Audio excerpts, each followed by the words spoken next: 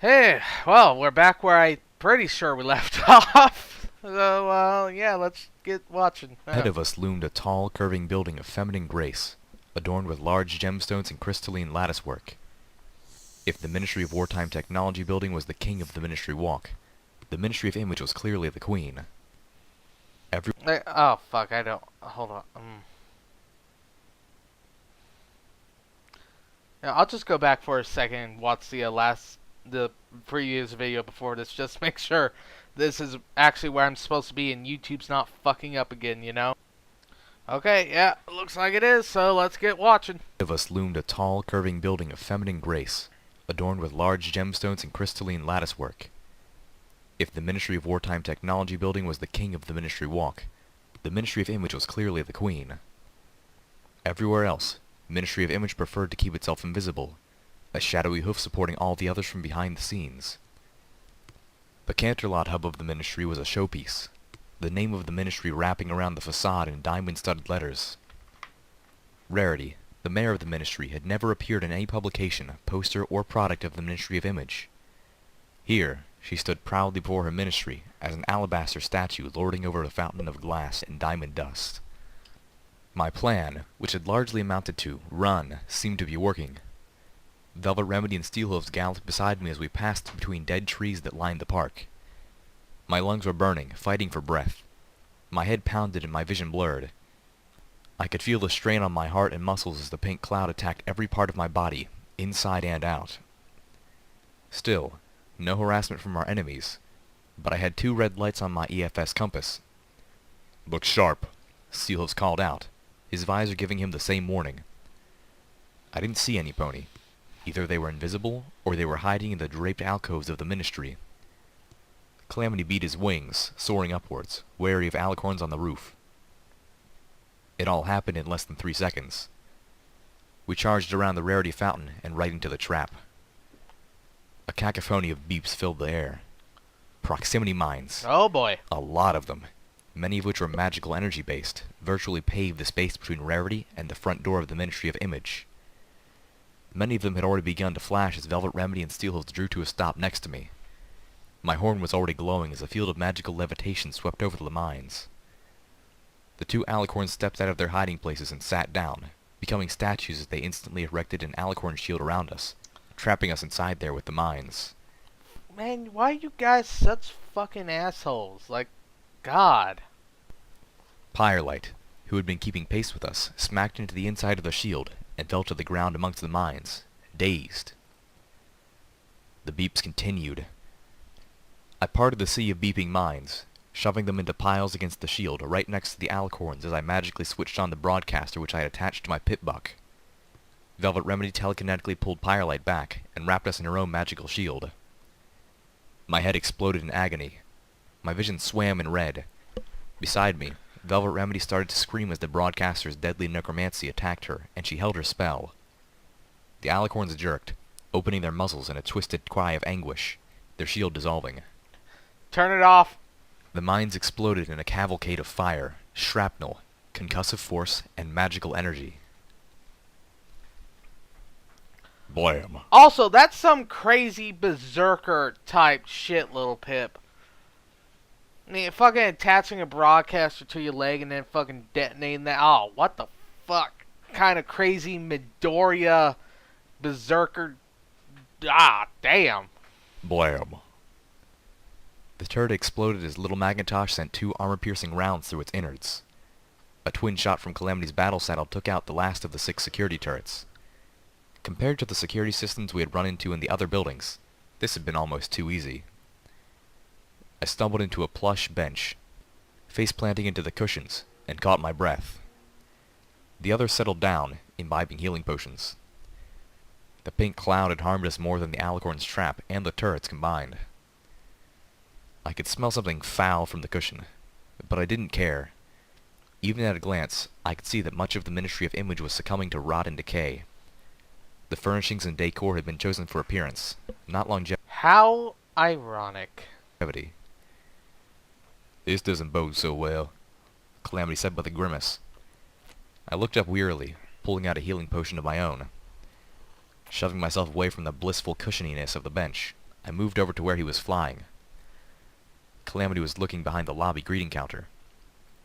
Steel Rangers. Dead. More than half a dozen of them. That's a lot. Sent by Cottage Cheese to retrieve the Black Book, Steelers noted solemnly, joining us. Yep, but what killed him? And who laid him out like this? I shook my head. Not a good sign at all. I turned away, tipping the potion and letting its healing liquid pour down my throat and tongue. Calamity was flying over the bodies, pulling ammunition from their battle saddles. Velvet Remedy was looking over the image directory hanging on a wall between two columns of twisting marble. "Where were we expecting to find this book?" Velvet questioned. "Rarity's desk. A secret safe in her office." Velvet nodded. "There's an executive elevator." Oh yeah! I just remember why I put off making this video for so long. Sorry I haven't been talking a lot. It's late and I'm kind of tired. But now I'm excited because, like, I finished the 3rd chapter of the book I'm writing on, and where I put it. So I'll be including that in the link. So, oh yeah, you guys go check that shit out. Be gentle. It's like the first multi-chapter story I've written. The other one I made was only a single chapter before I kind of forgot to update it. But I'm really into this one, so we'll see how it goes. As, go check that out, like it's in the description. For once, we might actually be in and out as quickly as Little Pip keeps hoping. Calamity coughed into his hoof. Hope is the first step on the road to disappointment. 40k quotes are the best. You can use them in any situation. It sounded a lot like a comment about liking mares. Rolling my eyes, I checked the map and started towards the elevator. It was just down the right hoof hall and around the corner. The hall was hung with backlit posters and gilded frames, each boasting the merits of other ministries. I pulled up short as I rounded. I just realized the story I'm writing is kind of told in the same perspective as this one, in that it's a first-person POV with a lot of descriptions. Haven't gotten around to the conversation yet, but that's just most like how, well, like, there's talking in it so far. It's just not a whole lot of discussions or anything because of the nature of those first 3 chapters. First 2 of which are pretty short. Probably could have molded them into 1 chapter, but, you know, I'm still getting into the groove of writing. Rounded the corner. The executive elevator was between 2 progress posters, one of which was a very familiar image of the glee-filled mare and her hoverbot, the other a group of ponies staring in awe at a glowing terminal. The elevator itself was richly designed, gilded with gold, and stuck open by the dead body of a Steel Ranger knight. The body of a scribe lay crumpled inside, slowly rotting. Her horn and the top of her skull had exploded, painting the back of the elevator car. Soft static poured out of the speaker of the roof above the elevator car. Maybe we shouldn't take the elevator," Velvet suggested as she caught up to me. As we wove through the maze of terminals, monitors, and meeting tables that seemed to make up the large bulk of media oversight, I was struck by the lack of skeletons or other signs of dead ponies. Not just in the Ministry of Image, but in the Ministry of Peace and Arcane Sciences as well. Perhaps it was the sight of the Ministry of Wartime Technology's atrium that reminded me that something was missing. The only dead here were Steel Rangers. Other than one message written in blood, there was no indication of pony death in Twilight's ministry either. The lighting in the room flickered on the verge of giving out. When we had switched them on, 2 of the light fixtures had exploded. Steelhooves paused, looking at a line of dust-covered mainframes along one side of the building. "This room alone could have killed them," he commented. "Just by seeing all the technology preserved here, and knowing they were here only for the book." I glanced at a nearby terminal, this one still glowing. Curious, I drew out my hacking tool. It was an extremely easy terminal to access. The password was glitter. Media Oversight Intra-Office Memo number 057. Just a reminder and clarification for ponies new to the Media Oversight's division of imagery. All pictures of ponies including multiple, non-specific individuals are required to have at least 2:1 ratio of ponies with bold or pastel palettes to ponies whose coats and mane bear neutral colors, such as brown, gray, or tan.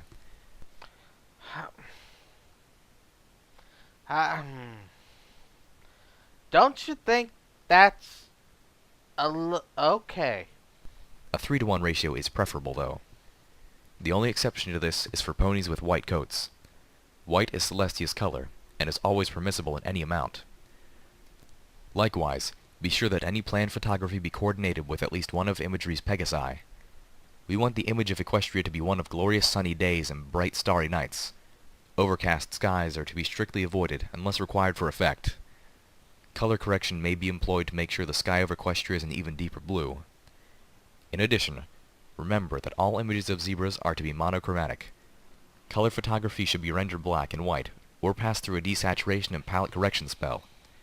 Attached is a list of appropriate tints for zebra imagery, but a good rule of hoof is any coloration that gives the image a demonic or sickly appearance. Personal memo.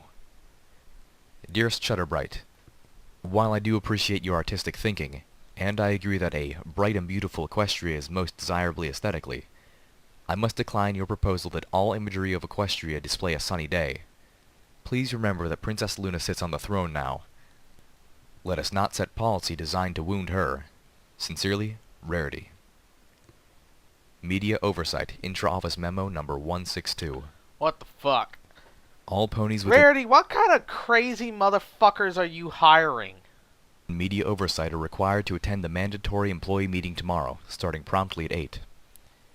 In this meeting, we will be giving you an overview of our new radio override system.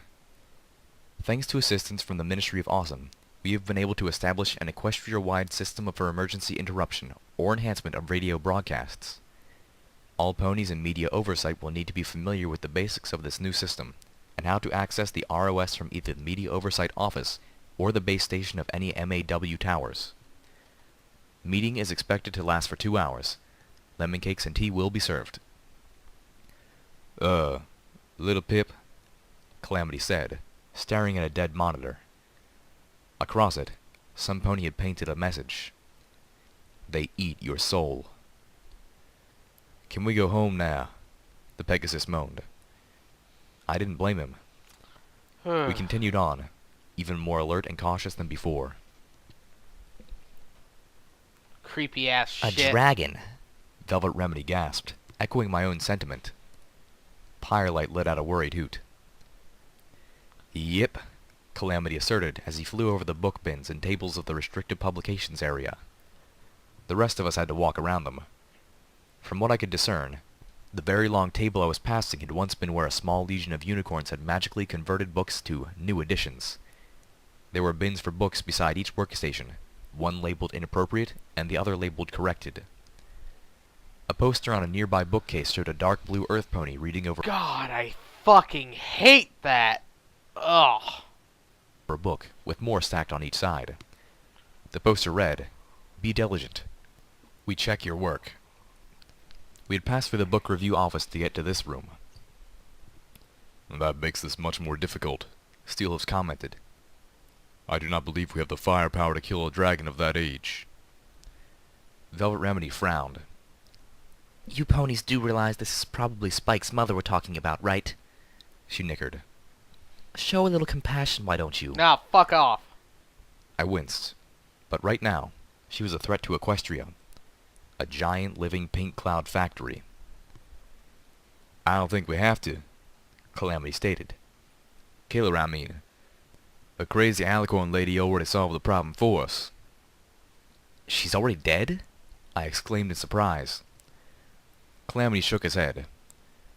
Nah, seems the alicorns got hold of a spell that'll turn a big mother dragon into something small that don't breathe cloud. Or at least it'd only breathe tiny puffs of the cloud. That's Field still the mouse, I cloud. Velvet Remedy stopped, staring. A spell that turns a dragon into a field mouse. Yep. And how do we cast this spell? She queried.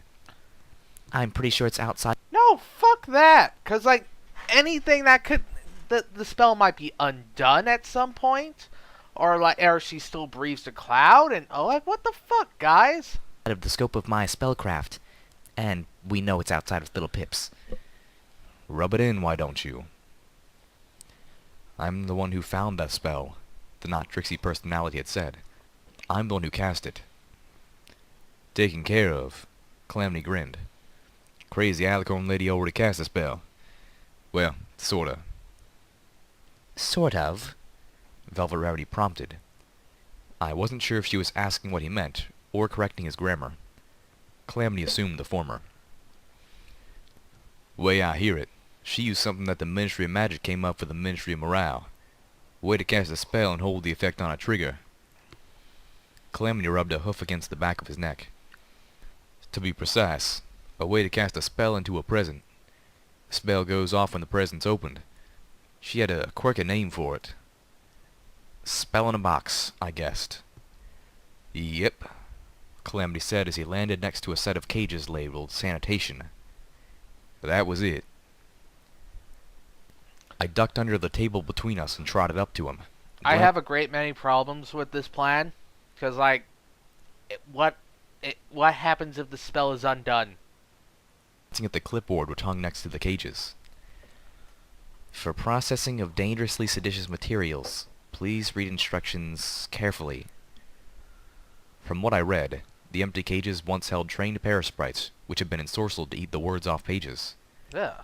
I wondered if they only ate specific words, or if they rendered the whole book blank, and thus gloriously sedition-free. Makes sense, I thought aloud. With the thickness of the pink cloud down there, she probably couldn't actually approach the dragon and cast the spell herself, so she had to cast it into a spell in the box. I wonder how she got it down to the mother, though. Well, she made a deal with a couple of the Canterlot dragons, Calamity said. Oh dear, Velvet said. no wonder her personalities were in crisis. She really was on the verge of rendering half of herself obsolete. How do you know all of this? Steelhooves asked. All fucking night long. I take it the present hasn't been opened yet, has it? I looked at Calamity expectantly. So, that's what we have to do. That would mean sending Steelhooves into the treasury. There weren't any other of us that could survive it. Open her present without getting transfigured into a field mouse. Well, not exactly. What's the problem? What? I stared up at Calamity in disbelief. We had gone up a level, and were working our way through the brightly colored educational reform floor as Calamity explained the plan that the Alicorn and the Ministry of Arcane Science's basement had devised. When Calamity was finished, I felt all reason had left the world. Who the hell ties something this important to the start of a gala? I huffed. That's insane. Yeah, Calamity fixed me with a guys, level stare. You guys sure you Behind want to him was go a through with poster this of Happy plan? Foals playing in a cheerful-looking schoolyard under the arch of a rainbow. What part of what you saw down there in that basement screams sanity to you? I groaned, pressing a hoof to my face. Okay. Let me see if I've got this. In order to stop continuous replenishment of the pink cloud, we have to trigger a spell in the box that will turn the treasury dragon into a field mouse. The trigger for the spell in the box has been rigged into the fireworks display for the Grand Galloping Gala. I remembered Pinkie Pie's endorsement on the Philadelphia Fun Farm poster in Steelhooves' shack. Everything the Grand Galloping Gala should have been. Every day, forever. In Equestria's final year, Princess Luna had given over the Grand Galloping Gala to Pinkie. The fireworks had been rigged up to one of her instant party systems. But the gala never happened. The mega spells rained down, and life in Canterlot had ended. No more parties. And the trigger to set off the fireworks is in Princess Luna's private chambers in the royal castle. What the fuck? I understood now why Calamity had said we needed to go to the castle. I was so frustrated I could just scream. Why wasn't anything ever easy? How would we know if it worked? Velvet asked. Asking Steelhooves to wander into a dragon's lair and check had clearly never crossed her mind. Calamity pulled something out of his pack and spit it onto his hoof. With this, he held up a large pink gemstone with a flaw deep into it, an artificial flaw in the shape of a rune. Spell in the box goes off, this little darling lights up. I wondered if this was the it that the Alicorn had been searching for. You stole that on the way out of the basement, didn't you? Velvet asked rhetorically. Oh, yeah. A blob of red light appeared on the edge of my EFS compass. I spun, trying to spot the source. My ears perked, catching a low, unearthly hum. Ugh. It sounded similar to the warping, grating sound of a Canterlot ghoul reviving, only softer and caught on a single note, like a broken recording. But there was nothing there. Just a short, colorful bookshelf, carved and painted with hearts and rainbows and prancing pony children. Mimics? The bookshelf itself contained equally colorful books. The paint was peeling away now, and 2 of the shelves had rotted through, spilling their contents onto the floor. Above was a chalkboard with a story problem. In Sunshine's hometown of Ponyville, the reward for turning in zebra sympathizers is 500 bits. Sunshine reported her bad uncle yesterday, 2 zebra sympathizers today, and will report another tomorrow. If half the ponies she reported are proven to be zebra sympathizers, how many bits will she receive at the end of the week? A dark shadow formed on the blackboard, then bulged, pressing through it, a shadowy cloud that reached through the wall like a grasping claw. I froze, trying to process just what I was seeing.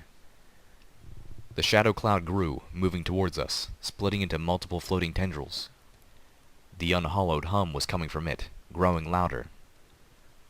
The lights began to dim, like the thing was devouring the illumination in the room. Dark mantles. Wait, no, fuck, they can't go through. Ah! Oh well. I see whatever this is, it has the spell effect darkness, which lowers the light of the room by 1 full level. Anyways, that's all for tonight. What is this monster? What is its CR level? I don't think we'll ever find out.